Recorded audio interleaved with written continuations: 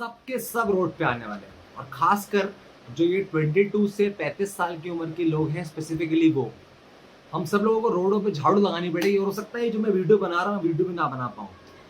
हमारी बहुत ही खराब माँ चलने वाली है। क्या मैं ब्लफ कर रहा हूँ, क्या मैं मजाक कर रहा हूँ, क्या मैं क्लिकबेट बना रहा हूँ? बिल्कुल नहीं। यूएसए में दरअसल एक टाइम बॉम्ब टिक कर रहा है जो 1 जून को फट जाएगा अगर प्रॉपर मेजर्स नहीं लिए उसको डेटोनेट करने के लिए। पर पूरी दुनिया इस बात से अनअवेयर है। हाय, मेरा नाम ओजस है और आज हम इस वीडियो में दो चीज़ों के बारे में बात करेंगे।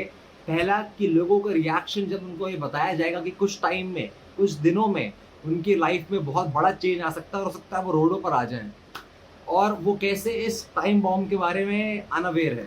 सेकेंड, एक्चुअल में टाइम बॉम्ब है क्या, क्या यूएसए में टिक हो रहा है, क्या हो सकता है इस टाइम बॉम्ब से। I start this laminate, don't you think you will be jobless in 6 months? What are you talking about? Don't you think you'll be jobless in 6 months? No, and who are you to tell us about our future plans and what kind of drink Looking- we are drinking right now? Look- Like we can do whatever we We want, want right? to do, right? What is wrong with you? तो आपको पता नहीं पता कि आप एक आध 2 महीने में जो है ना रोडों पे आने वाले, सड़कों पे आने वाले सबके सब जो आप तो खड़े हो ना, सब जितनी मस्ती वस्ती सब निकल जाएगी यहीं पर, समझ रहे हो? कोई नहीं, वैसे सब खत्म होने वाला है, समझ रहे हो? रोडों पे आने वाले हो तो। अब आते हैं $1 मिलियन क्वेश्चन की तरफ कि क्या ये एटम बॉम्ब है। तो यूएसए में एक बहुत बड़ा फाइनेंशियल क्राइसिस आ सकता है अगर यूएसए ने 1 जून तक अपने $31 ट्रिलियन की डेट लिमिट को इंक्रीज नहीं किया। यूएसए भी बाकी देशों की तरह लोन लेता है अपने खर्चों को चलाने के लिए। तो यूएसए का जो डेट टू जीडीपी रेशो है वो एज ऑफ नाउ 123% है। इसका मतलब यूएसए 100 रुपए के गुड्स और सर्विसेज को प्रोड्यूस करने के लिए 123 रुपीज उधार लेता है।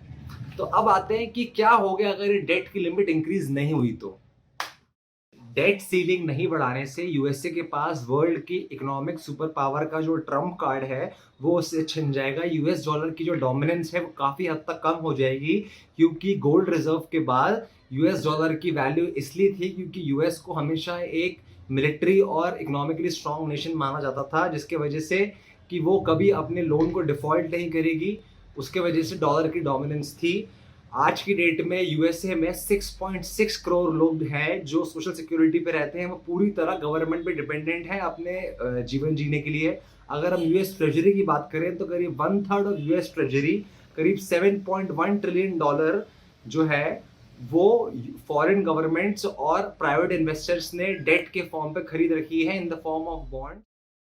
ग्लोबलाइजेशन की वजह से वर्ल्ड इकोनॉमी बहुत ज़्यादा इंटरकनेक्टेड है। तो अगर डेट सीलिंग की लिमिट नहीं बढ़ाई गई तो पूरे वर्ल्ड में इंटरेस्ट रेट्स बढ़ेंगे, मॉर्गेज पेमेंट्स बढ़ेंगे, जो लोन के डिफॉल्ट्स हैं वो बढ़ जाएंगे क्योंकि लोगों की नौकरियां चली जाएंगी, ना सिर्फ यूएसए में बल्कि और बाकी नेशंस में, सिंगापुर, यूके, यूरोप, इंडिया, जहाँ पे किसी भी तौर पे लोग अमेरिकन इकोनॉमी से एसोसिएटेड हैं, चाहे वो कंपनीज के फॉर्म में हो चाहे कॉर्पोरेशंस के फॉर्म में हो।